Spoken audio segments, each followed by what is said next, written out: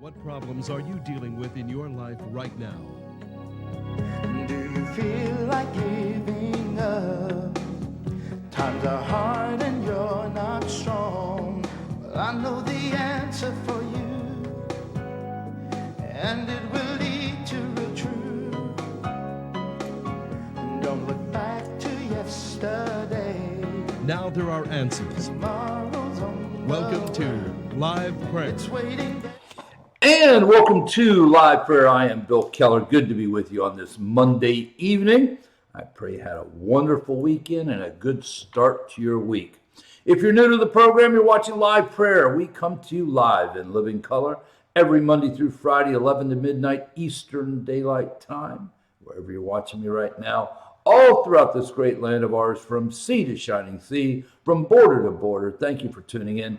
Friends in other far-off great lands, I want to welcome you as well. Once again, I'm Bill Keller, founder of Liveprayer.com, world's largest interactive Christian website, reach a little over 2.5 million folks each and every day via the internet. Please check us out online. Web address coming up on your screen, Liveprayer.com, Liveprayer.com. So, pray it's a good weekend. I hope you got a little rest, ate some good food. Weather was nice. I know. Now, if you're up in the Northeast, I know you didn't do much because it was just raining and crazy rain, right? A foot of rain on Saturday or something. That's crazy. But hopefully at least everything calmed down enough so you can get to church this weekend, right? 4 things I ask you to do for me each night on the program. First, pray for me in the program. Appreciate that. Second, our daily devotional, which is our main ministry tool. I've written every morning since we began 24 years ago. Please share the daily devotional with people you know. Encourage them to sign up. It's very easy. All they have to do is go to our homepage, upper right-hand corner, click on the sign up link. Few pieces of basic information, 2-step process. Very easy. 10, 15 seconds are all set, and it'll come in their email every morning. Third, of course, is continue to tell people about the TV program and how they can watch it. And last of all, if this ministry has been a blessing to you, please pray about supporting us. We're not a marketing company. We don't sell things. I'm not a tour guide.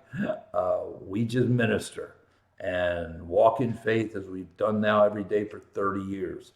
So if you can help me, I appreciate it. Go to our homepage. Upper right-hand corner is a donation link. When you click on that, it'll give you our address in St. Petersburg, Florida, if you want to put something in the mail. Also a link to our credit card portal if that is more convenient. Appreciate your help. I really do. Quick note, we are now, the audio portion of the program is now available on Spotify. If you go to, that's one of the major podcast platforms. If you just go there, type Live Prayer into the search bar, you'll find it's very simple. Also on Apple iTunes. And I haven't figured out the exact timing, but it looks like both of these things update within a couple hours of us being off the air. In other words, I would say maybe 2 a.m. Eastern time. I'm trying to pin down exactly how long it takes them to update each night. All the other updates we do, I do that here. That's why when the program's over, it's available for on-demand viewing really within 10, 15 minutes after the program's over. So people can watch it at their convenience, right, on their timing. And but the podcasts do update. It usually, it looks like within a couple hours after the program. All right, let's have a word of prayer. Father, thank you for the night. Thank you for the start of another week of programming. Lord, we never even want to take one program for granted, even after 20 years. So I pray tonight, Lord, you'll use this hour to minister to people and touch people's hearts tonight. Thank you for my friends who have joined me tonight. I lift them up and their families. Pray, God, you'll meet their every need. We're grateful for this day that we have enjoyed, the blessings we've known throughout. Now, Lord, it's your hour. Speak to us. Let us hear from you clearly. In Jesus' name, amen and amen. All right, let's see. Where are we going to start? Well, let's start with good old Bud Light. A few months ago, most popular beer in the country.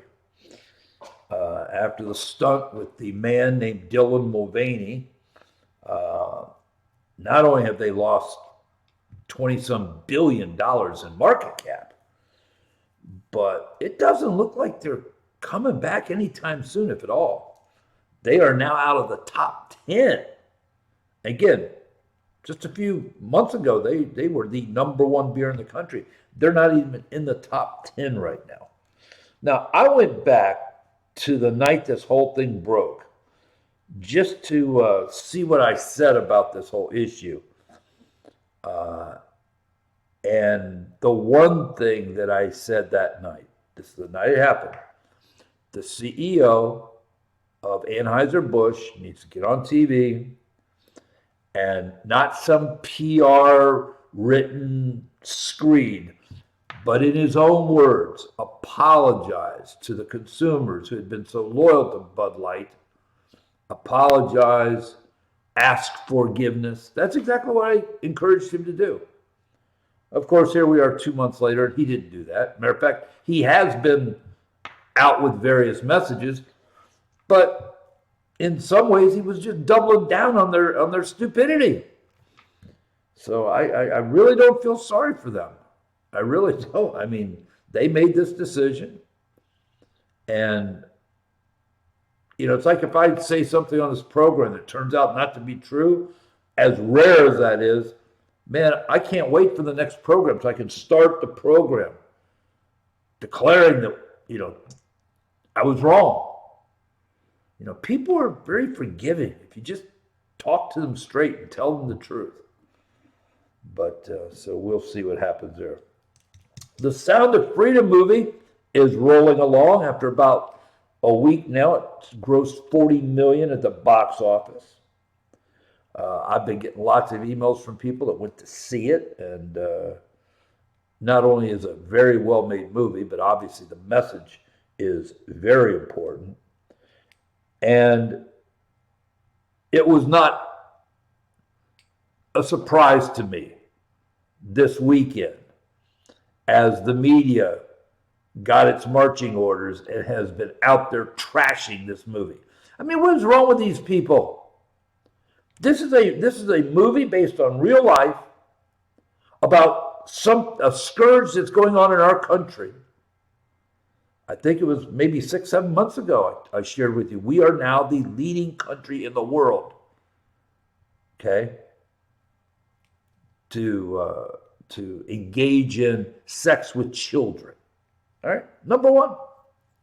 And a lot of that has to do with the fact that good Catholic boy Joe Biden and his gang of criminals, Mayorkas and the rest, have totally opened our border. Basically, it's just a big neon light to the cartels. Bring all the drugs you want in this country. Bring all the kids into this country to either put them in sweatshops or sell them off to sexual deviants. But the media is now saying, well, it's a QAnon conspiracy. It's not a conspiracy. Now, they begrudgingly will tell you, well, this child sex trafficking does go on. Well, thanks for admitting that.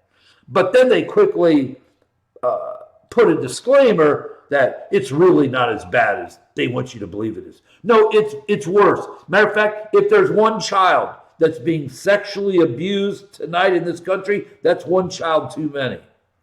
And if this movie is going to open people's eyes, help people understand what's going on in the darkness, right? Just amazing. And they call the movie a conspiracy. What's a conspiracy? I mean, this is how void of shame the media is. That they're literally attacking a movie that is bringing to the light of day this scourge of sexually trafficking little children for sex. That's how void of any conscience the media is. Unbelievable. And if you remember last week, I told you I was kind of surprised to a little bit because the media wouldn't even talk about the movie. Even after on July 4th, they grossed more at the box office than the Indiana Jones, Harrison Ford Indiana Jones franchise that was out at the same time. But they are silent no longer. Now they're calling the movie a conspiracy, and it's just amazing. Let me add one more thing about this movie. And I should have mentioned this last week when I was talking about the movie, and one of the few times in 20 years I've ever, encouraged people to go see something like this. Angel Studios, the studio that put it out, Angel Studios is run by a bunch of Mormons. And I got to be honest with you, that really upsets me. Let me tell you why. Now, to their credit, they jumped in, picked up this movie when no other studio would. Okay? Matter of fact,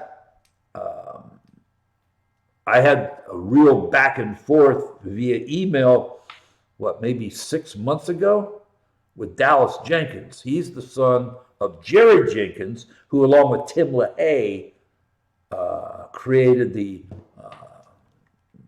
that whole franchise. Not Alone. They called it the Not Alone thing. It was about the rapture of the church, and became a book series. They put some, I think there was a movie, Home Alone. They did a whole series. Had some weird titles.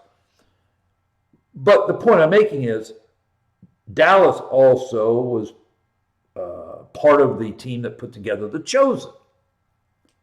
And once again, the studio that basically ran The Chosen was Angel Studios.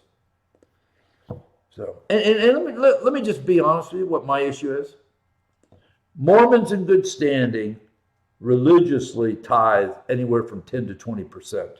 Okay?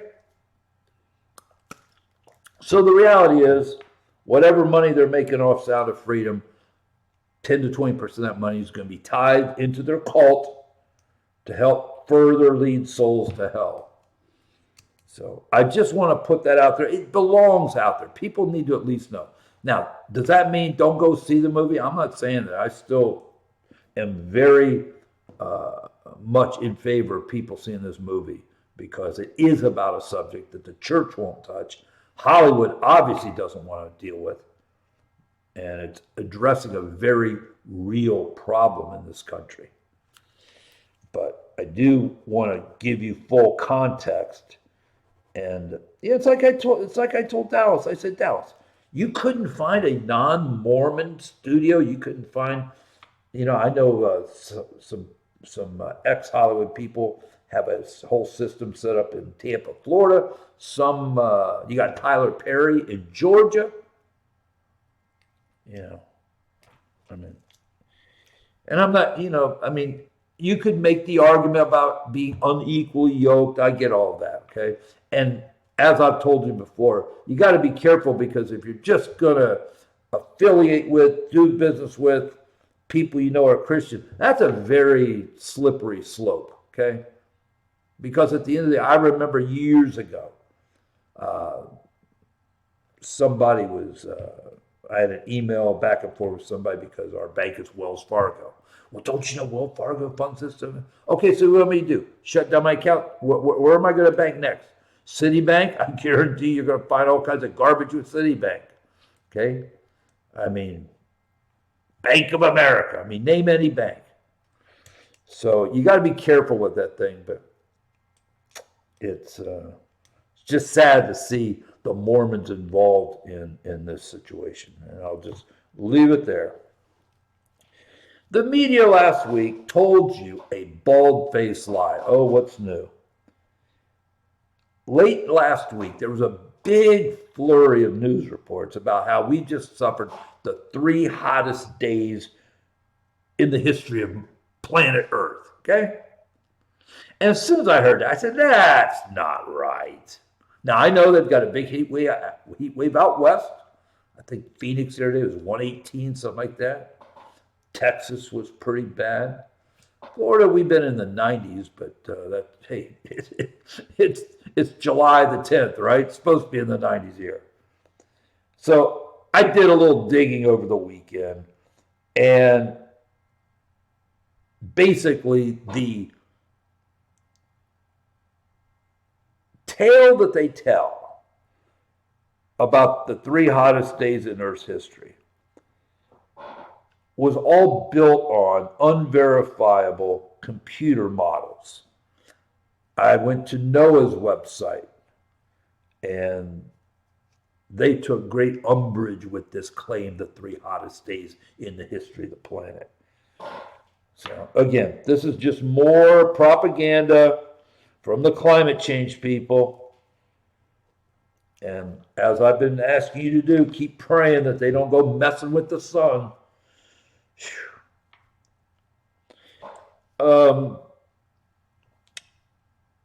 A year ago, right before she left the White House as the spokesperson for the White House, Raggedy Andy Psaki stated that any country that uses cluster bombs, cluster munitions, is committing war crimes. Well, we're now shipping cluster munitions to Ukraine, which they will in turn use to fight their war with Russia. And as I mentioned on Friday night, over 120 countries have made any kind of use of cluster bombs illegal. Many NATO countries have said no. See, here's what happens. These bombs aren't like a single bomb that goes off. It's as their name tells you, it's a cluster. And it ends up killing a lot of innocent civilians. That's why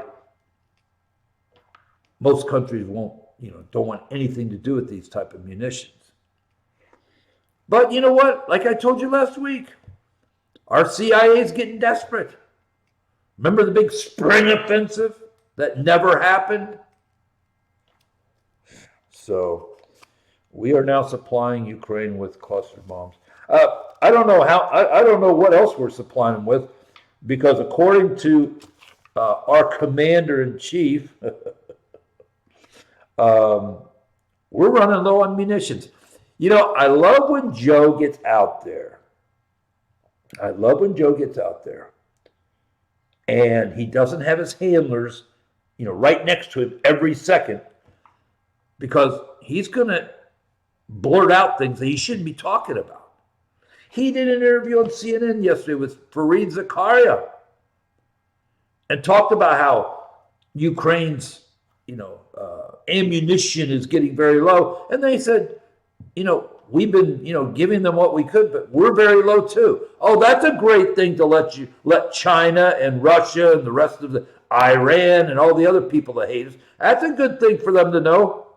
Of course, now anybody watches this program, I've been warning you for, a good year plus now, that because of all of our military hardware and ammunition that we've been giving to Ukraine to fight the Russians for us, just for the record, we're at dramatically low numbers in our stockpiles right now.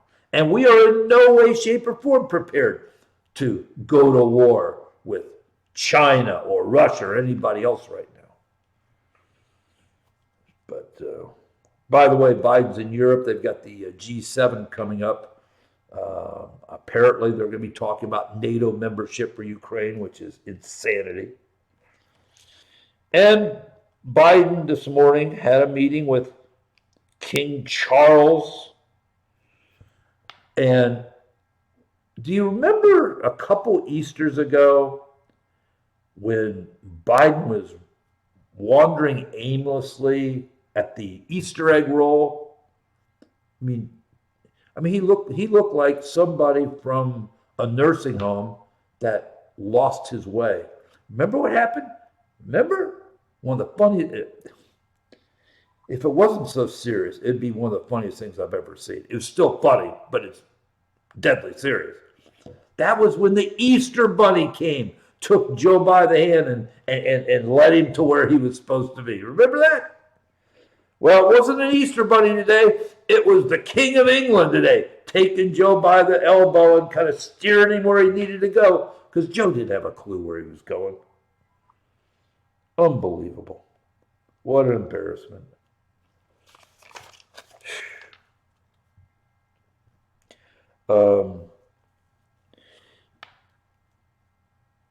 You've got a big problem in France right now. Well, they got a lot of problems, but there's an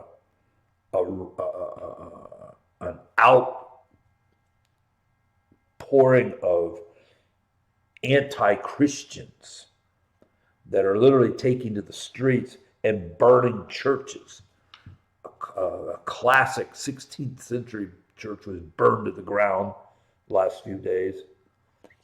And this is being done by these Muslim migrants.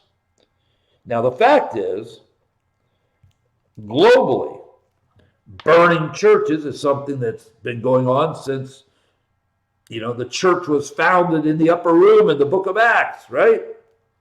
I mean, really, ever since then, churches have been targets for Christ haters. I mean, this is just part of our 2,000 years of Christian history. But it's happening quite frequently now in France. And it's just such a shame. Now, you might remember, what was it, about 6 months ago? We had a rash of these church burnings in Canada. And Justin Castro Trudeau actually did nothing to stop it. So, now, in this country, we get the occasional church being burned, but the biggest problem we got in this country, and it's happening in France, it's happening all over the globe right now, is with church attendance down dramatically, forcing some of these churches to close. And what's happening in a lot of cases is you got Muslims coming in, buying the church, a closed church, and turning it into a mosque. That's happening in France quite a bit. It's happening here. The media doesn't talk about it. I've shared this with you, at various times.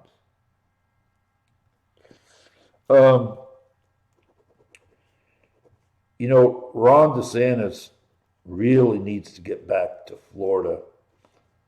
It's hurricane season. We've got major problems in Florida with companies pulling out of the insurance market for property insurance. And he really hasn't been around for 3 months now, 4 months almost, ever since he announced. And I can tell you, I've never seen a man's approval ratings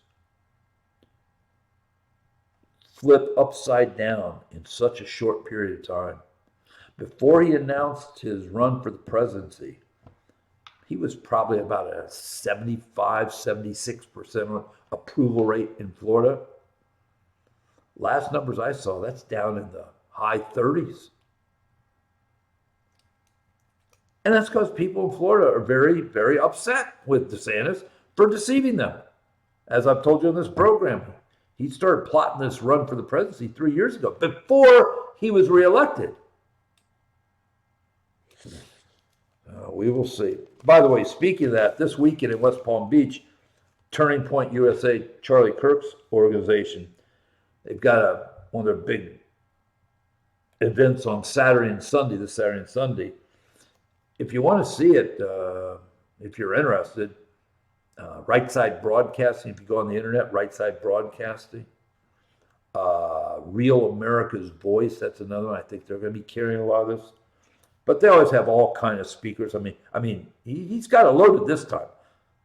He's got Tucker's going to be speaking, Bongino, Megyn Kelly, A lot of sitting Congress people and senators. Boebert's going to be there. I guess Marjorie Taylor Greene, Matt Gaetz is going to be there. J.D. Vance, I think, is. Pretty impressive. They've also invited all of the Republicans who are formally running for president. Now, I found this interesting. Trump, by the way, is the feature speaker on Saturday night. And the way that format goes, I think they give these people anywhere from 8 to 10 minutes to speak. They move it along, 10 minutes for Matt Gaetz, boom. 10 minutes for J.D. Vance, boom. Okay. So they move it along pretty good. Trump is the keynote on Saturday night, though. He can take as long as he wants.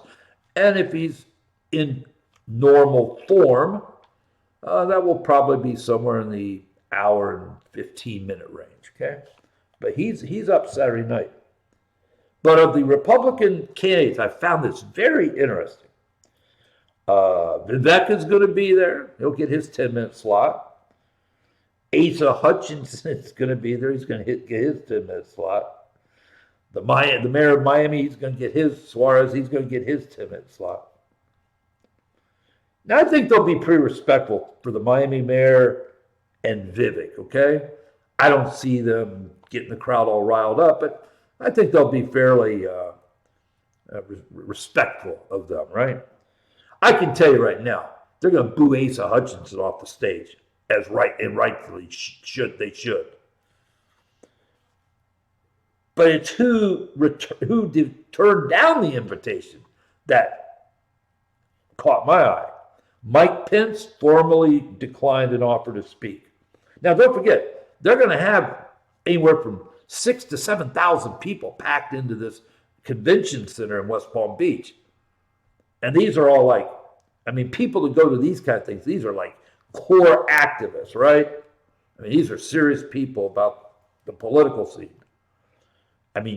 You would think that anybody running for president would die to have 10 minutes with an audience like this. But apparently not. Mike Pence formally declined. Ron DeSantis formally declined. He's the governor of the state. See? Chris Christie formally declined. Nikki Haley and Senator Scott formally declined. And I was thinking to myself, I said, if these people are afraid to go in front of what, for the most part is going to be a friendly audience, how do they expect to become president? Now, I can tell you right now that at least Pence and Christie, they were going to get booed off the stage. So, in a way, I understand why they're not coming there, because it's not going to be a good experience. Haley and Scott, again, they would be respectful to them. And for the most part, I think they would even be respectful to some extent to DeSantis. But we'll never know because they aren't showing up. Already had other engagements planned for that day and time. And like I said, man, these are 17,000 or 7,000 of the hardcore activists. No shock. I think I've mentioned this to you before, but it's definitely worth repeating, because Zelensky was in some kind of interview. That's all he does all day long is give interviews and beg for money. He gave an interview, and he was asked about Donald Trump getting back in the White House. Zelensky basically dissed Trump by saying, well, the interviewer said, Donald Trump says he's going to, get this thing wound down in 24 hours. And Zelensky just laughed. Zelensky laughed. And then he threw some shade at Trump, basically. Well, he had a chance to do that before. Well, Zelensky, there was no formal war before. Yes, Russia's been, involved in that Donbass region, those eastern Russian-speaking provinces, since 2014. Okay? But there was no formal war declared, so that's kind of a weak comment. But, and I've already told you, I mean, it's not rocket science. I mean, it'll be easy for Trump to do this. Take somebody with, some guts that doesn't want any more war, and he's going to look at Zelensky and say, they've had Crimea without firing a shot since 2014. The Russian-speaking provinces in the eastern Donbass, they pretty much control those. So here's the deal. Quit fighting them. Russia's going to keep that. And then he's going to look at Putin and say, get your troops out other than these regions. No more bombs, no more fighting, no more killing. And people are going to look and say, well, that doesn't sound very fair. Well, it is what it is. But the reason Zelensky is going to go along with this, Trump is going to formally head up the rebuilding of Ukraine, which I've always told you is the final act of this conflict. That's how it's all going to end. Money will be poured in from all over the world to rebuild war-torn Ukraine. And what's Zelensky going to do? See, he doesn't want Trump because he knows Trump's going to shut the whole thing down. Got to keep that money rolling. Yeah, and Zelensky knows at the end of the day there's going to be a rebuild effort and all that, but he wants this current situation. No matter how many of his countrymen have to die, he wants this situation to go on as long as possible because only God knows the tens and hundreds of millions of dollars that they're siphoning off of all that money we're giving them. I told you last week, we have no clue. We have no clue what's happened to all the military hardware we've sent over there. We don't have an accounting of that. And the Pentagon says they don't know either. Oh, isn't that great? And the same way with the money. They've got no accounting where all that money went. The New York Times. All right. I have been telling you that the end of Joe Biden comes when the corporate press starts to go after him. He's only president because of the corporate press. They played an integral part, on top of all the stealing and all the games that they played in 2020. The press was a critical piece in the whole process because he never held a campaign, a real campaign. The press covered for him the whole time. And the press pushed him over the finish line with everything they had. I mentioned last week, keep your eyes open because I'm starting to see some anti-Biden stories hitting some of these press outlets. Well, it became a flood this weekend. New York Times, Maureen Dowd, front page, ripped Joe Biden and the family from pillar to post for not acknowledging his granddaughter in Arkansas. I mean, it was scathing. Scathing. Then you had The Atlantic, which is a hardcore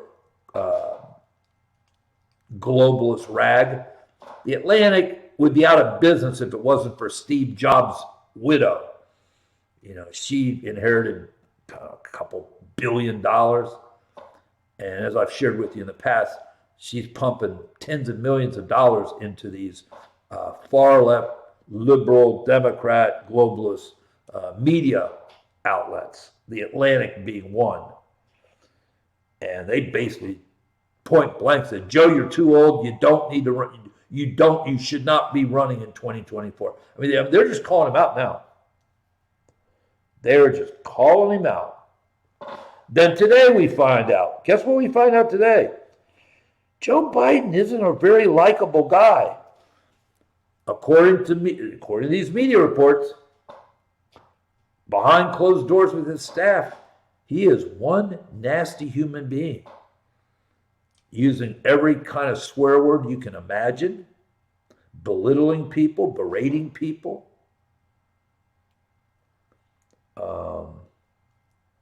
But that makes sense. We've talked about this on the program before, and most of you watching probably are going to understand what I say. We've all had elderly grandparents that, were starting to lose it a little bit mentally, right? Elderly uncles, aunts, whatever, right? Maybe some of them were kind of full-bore Alzheimer's or dementia or something like that, right? A lot of those people get very nasty. That is very common for people, elderly people struggling with, their mental faculties. One of the byproducts is they can be very mean, very nasty. Joe's no different.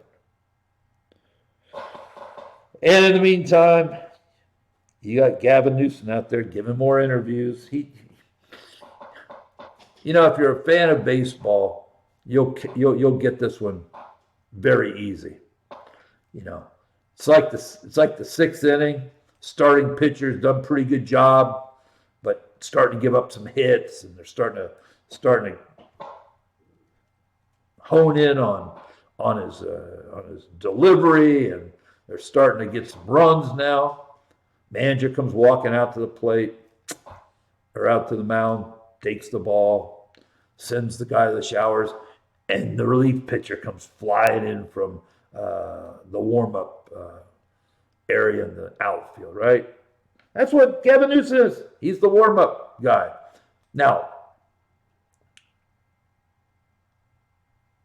I don't think Joe can make it another 15 months. I don't. What you saw on TV today with him with King Charles was absolutely just pathetic and embarrassing. And now don't forget, I think the only reason they haven't pulled the trigger yet is because if they pull the trigger on Joe, you know what that means, right? Yeah, President Kamala Harris. But at this point, they may be willing just to get rid of Joe and nurse her along for the last year or so of this administration. Now, once they get rid of Joe, you're going to see a flood of people. Obviously, Kamala's going to believe she's the one. She's going to find out real quickly that she's not. You're going to have all kinds of Democrats jumping in at that point, and they're going to have real debates. They'll have real debates. That means Robert Kennedy Jr. is going to get a chance to, fight these people. Now, I've always told you the Democrats have a much tougher hold on their nomination process than the Republicans do. They're not going to let Robert Kennedy Jr. be the nominee any more than they were going to let Bernie Sanders be the nominee. Okay? It didn't happen because they can't control it. He's like the Democratic Trump in this. They cannot control him. So, you'll see a slew of people jumping in once Joe's gone. Newsom's got the momentum, and he's been basically running for president for the last 8 months or so. Remember the last time Joe went overseas? Can't remember where the heck he went, but you had this video of Gavin Newsom walking into the White House with his jacket over his shoulder and, walking in there like he owned the place. Speaking of nomination, you got a bunch of political activists on the left, Democratic activists, that are going to try to use the 14th Amendment to keep Trump off the ballot in many states. Here's the problem. The 14th Amendment, that's the insurrection amendment, right? Unless you have a court that has convicted Donald Trump of insurrection, they've got no leg to stand on. You can't just accuse somebody of insurrection and that be enough to keep him off the ballot in certain states, that's insanity. The only way they're going to be able to use the 14th Amendment is if they actually convicted him of insurrection. And that's not happening.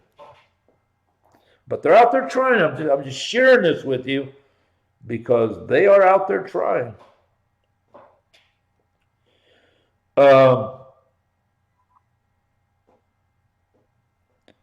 January 6th, you know, something that's really been bothering me. These Republicans, you know, Jordan and Comer and McCarthy, and, you know, I guess in the 6 months they've been in power, they've done, at least they've moved the ball down the field a little bit with the Biden stuff.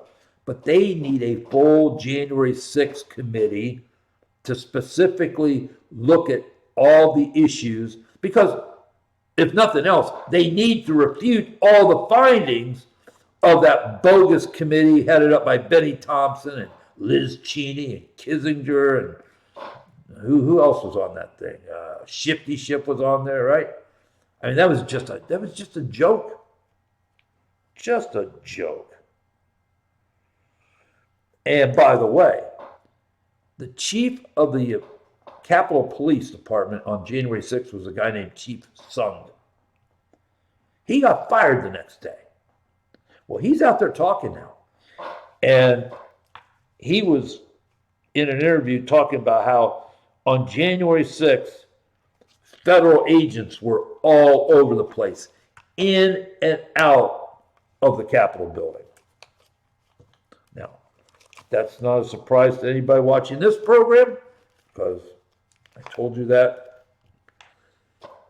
The night of all this thing, the night January 6th went down, I remember on that program, I said, listen, take a deep breath, let's wait a few days, because this thing smells, you know, fishy as can be. And I think with everything that we've been able to glom onto and learn up to this point, is this was clearly a federal operation. China, economic issues. Now, China, just so you understand, while they pound their chest and talk about how big and bad they are, they've got some real economic issues that they're facing, primarily in the real estate market. And they are in a very weakened position. It's so frustrating that we aren't where we should be economically. Because we could set China back a decade if we were. And just to be blunt, as I've told you, we've got a very serious problem in our own real estate market, and that's primarily the commercial market.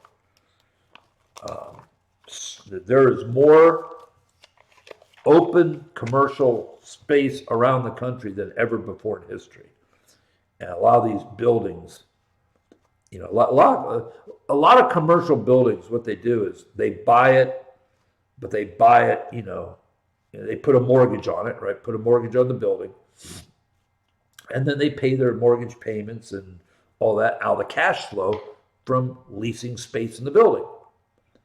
Well, the problem is now they're losing leases right and left to a point they can't even pay their notes.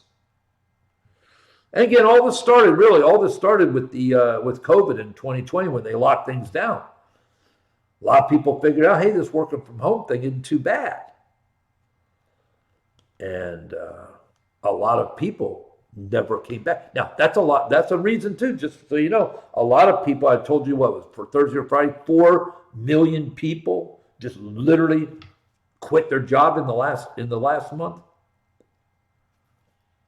I mean, these are people that, for the most part, probably were working years, not that long ago, in a regular office setting and all that. And plus, these companies figured it out. Why do we have to be paying $220,000 a month in rent, you know, for 3-4 floors in downtown New York City, when we could probably get by perfectly fine in a 5,000 square foot office for, you know, key people, and that's it. So China's got a real problem economically tied to their real estate issues. And we've got a commercial real estate situation that could blow up at any time. The Netherlands, the prime minister, who's a big World Economic Forum guy, he was forced to resign. This is the guy that wanted to seize 3,000 farms. This is the guy that opened the doors to, Muslim migrants from the Middle East. And the people have had enough. The people have had enough, and he is gone.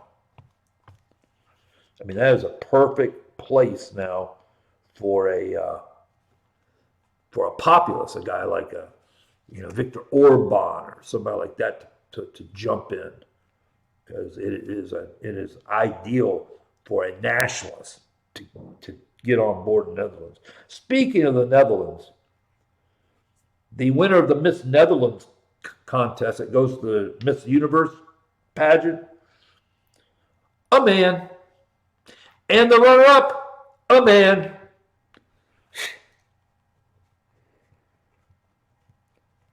I got to tell you something. This whole trans thing is one of the most it is one of the most hurtful and damaging thing to real women that I've ever seen before. If you think about it, unbelievable. China rounded up a bunch of house church leaders and are prosecuting them as a criminal gang. Okay? This is what your atheistic, Marxist, communist, countries think about Christianity. This is how they look at Christianity, as a criminal gang, as an organized criminal gang. And that's how they've been locking up Christians and killing Christians, burning churches down, because they're labeling them a criminal gang. Kind of like the Department of Justice is labeling parents who go to these school board meetings as what? Domestic terrorists. You see how this works? I mean, once they label you as a domestic terrorist, I mean, it's a whole new game now. And in China, they label people hooked in with Christianity as criminal gangs. A federal judge denied the Biden administration's request to overturn his stay order on government using big tech to censor speech. When he came down with that order on July 4th, they appealed it, looked for a temporary stay of his order, but that they were denied the stay. Now they're still appealing it to the next level, but in the meantime, the judge's order remains in effect. No censoring of speech by the government using these big tech. Now, I told you when this whole thing went down, it sounds good, it sounds nice. They will still continue to figure out ways to censor things that they don't like. That's just a fact. Another federal judge in Tennessee is allowing their law banning gender surgery on minors to go in effect. If you remember, maybe about 3 weeks ago, the Tennessee legislature passed a law that you have to be 18 before you can get any of this gender reassignment surgery or anything like that. Well, a federal judge jumped in and said the law was unconstitutional, so they could keep, mutilating children is basically what it boils down to. Well, another federal judge today reinstated the law. And again, here's another one. It's going to go through the courts. They still don't know whose cocaine that was in the White House. Now, who told you the night this story broke that we would never know? Oh, that's right. That was me. They're never going to tell you who's cocaine. You know what? The same day you get to read the manifesto of that mentally ill woman in Nashville who killed 6 people at the Christian school, right? The same day you get to read that manifesto is the same day you're going to find out who leaked the Dobbs decision overturning Roe versus Wade in the Supreme Court. And the trifecta that day is you're going to find out whose cocaine that was. In the meantime, no manifesto, no name of the leaker at the Supreme Court, and no name of the person who left their coke behind. Unbelievable.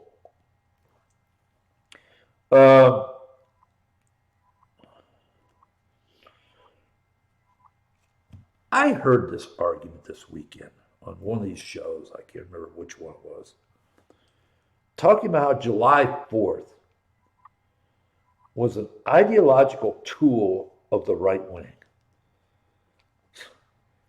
No, now, these people that hate America so much, they just want to destroy it all. But this is what they do. I told you about tearing down statues and monuments, coming against all the institutions. And now they're trying to make a case that July 4th, the day that we correctly celebrate the birth of our nation, is nothing more than an ideological tool of the right wing. People, I've told you before, years ago, Democrats had their view of, an agenda, a legislative agenda. Republicans had theirs. They were 2 different agendas. But at the end of the day, nobody hated the country. Nobody wanted to see the country fail. They just had different visions, but none of those visions include the destruction of the country. That's the difference today. You've got one major party being controlled by globalists from all over the world that literally want to see this country decimated. Oh, and if you want to know why they fear Donald Trump so much, Donald Trump, when was it? Saturday. Was it Saturday? Yeah, Saturday, gave a speech to a bunch of, a big group of workers for the Trump campaign and the general public in Las Vegas. This weekend, they had a major UFC fight in Vegas. That's the octagon, the cage match, right? Big one, pay-per-view. I mean, just a big operation that night. At some point early in the evening, guess who came walking into the big arena with? I think they had 18,000 people in the arena or something like that. Donald J. Trump. And I'm telling you, as soon as he walked in, the Jumbotron had their camera on him. People went crazy. You had all kinds of, professional athletes and actors and singers and just all kinds of, and it was like watching them, bow to the Pope or something. I'm serious. They all were coming up and trying to shake his hand and everything. And the crowd just went crazy. And I guess one of the fights that just ended, the guy literally climbed over the octagon. Trump was in a front row seat to come over and shake Trump's hand. Joe Rogan, the podcaster, was there. No fan of Trump, but he wanted to shake his hand. Mel Gibson was there, right?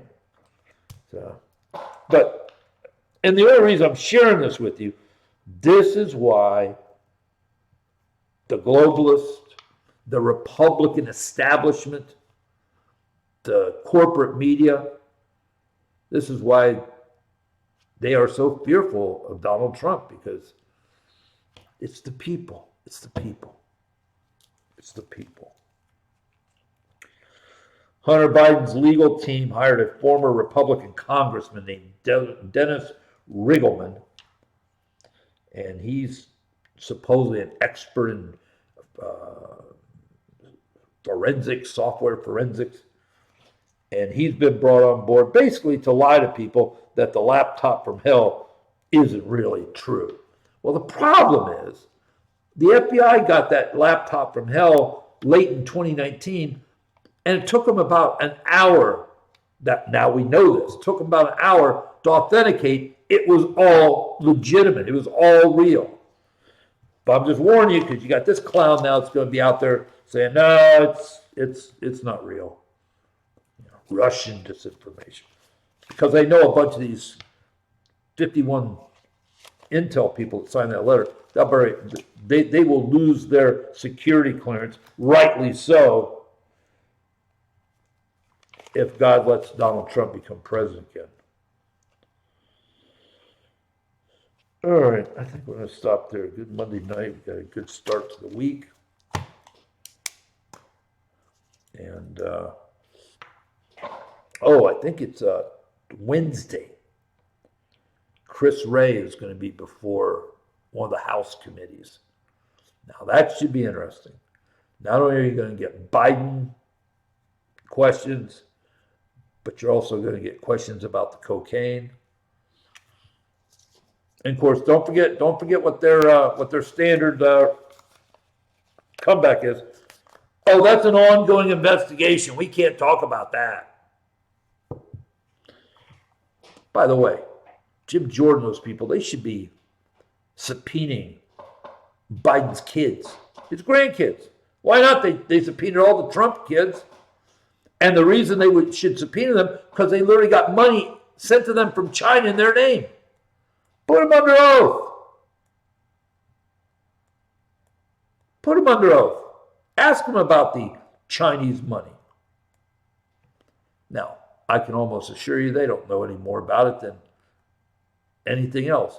But it's like I always tell you, the Democrats play to the death.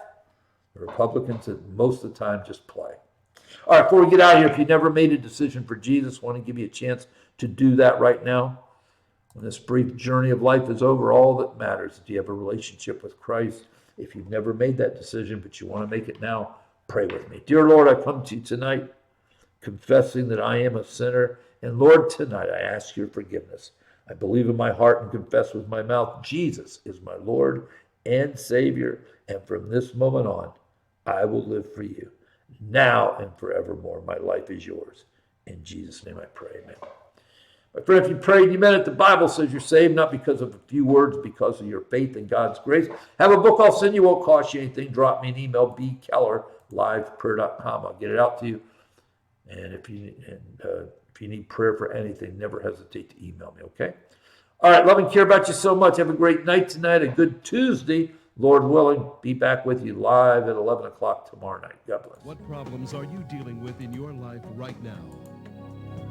Do you feel like giving up? Times are hard and you're not strong. Well, I know the answer for you, and it